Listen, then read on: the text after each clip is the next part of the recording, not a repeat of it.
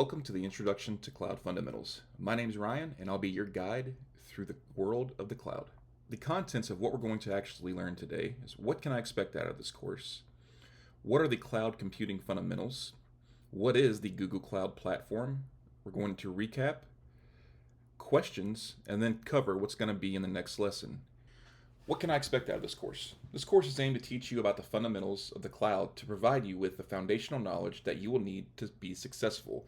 What is cloud computing? Well, per the National Institute of Standards and Technology, cloud computing is defined as having several key characteristics, which is on-demand self-service, broad network access, resource pooling, rapid elasticity, and measured service. Let's talk about the history of the cloud. The cloud came in waves. The first wave happened in the 1990s. Businesses would rent rack space from a provider.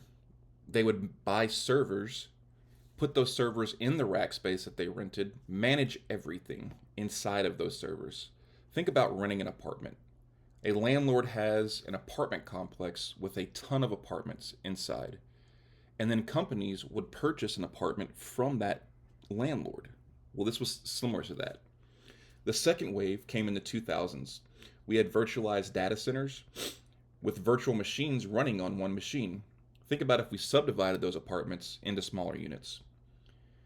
Then in 2010, we had the third wave, which can be characterized by container-based architecture, microservices, Docker, and Kubernetes. Cloud models. First is platform as a service. Platform as a service provides the platform for you to actually run and manage your applications. You will manage the code and the environment. Think of it as a kitchen. The cloud provider is providing that fully stocked kitchen with everything that you need. The only thing that you're doing is bringing yourself to develop and the ingredients to actually cook. Then we talk about infrastructure as a service. Infrastructure as a service can be categorized as providing raw infrastructure. Think raw computing resources, servers, storage, networks. You manage the operating system, the applications, and everything else above.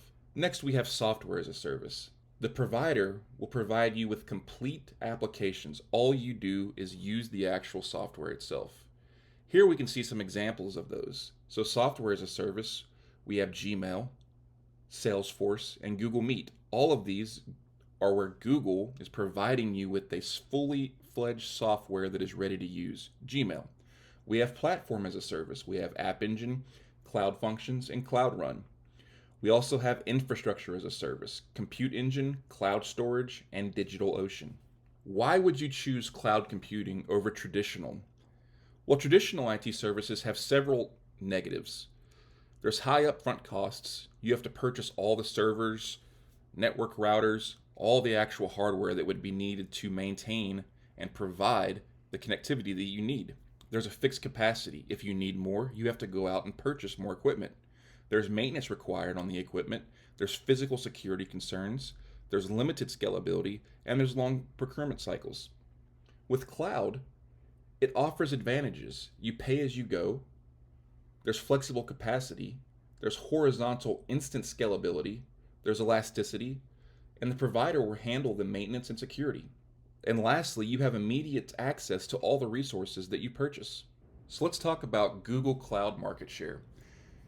As of 2024, the top 3 shareholders for the cloud market are Amazon at 32% with AWS, Amazon Web Services, Microsoft with 23% with their cloud offering, Azure, and then Google with their cloud offering, Google Cloud Platform at 11%. There's other various vendors which altogether make up the remaining 34%. Why should you choose Google? What does Google have? Well, Google has some growth metrics that are very impressive.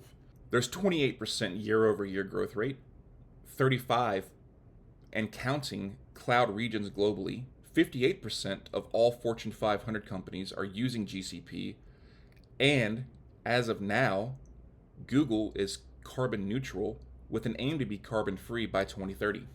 So let's talk about Google Locations. Google Locations is operating through one of the core designs for cloud, and that is designed for failure. At some point, your application will fail. To withstand this, Google has multiple locations in North America, South America, Europe, Asia, and Australia.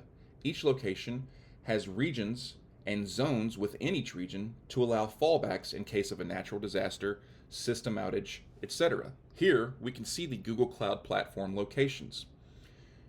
Again, the locations are in North America, South America, Europe, Asia, and Australia. Within each location, there are regions, and then there are zones. If you'd like to learn more about the Google Cloud Platform locations, in the bottom left, you can visit that link, cloud.google.com/about/locations. So what does Google offer? Well, Google has 5 core platform services. That is compute, storage, big data, machine learning, and application services. This was a quick lesson, an introduction to the Google Cloud. We covered cloud computing, history of the cloud models, Google Cloud Platform, locations, as well as Google Core Services. If you have any questions about the material covered, please leave a comment down below and I will get back to you as soon as I can. Join us for our next lesson when we will cover creating a Google Cloud Platform account and becoming familiar with the layout. Thanks for watching. Looking forward to seeing you on the next one.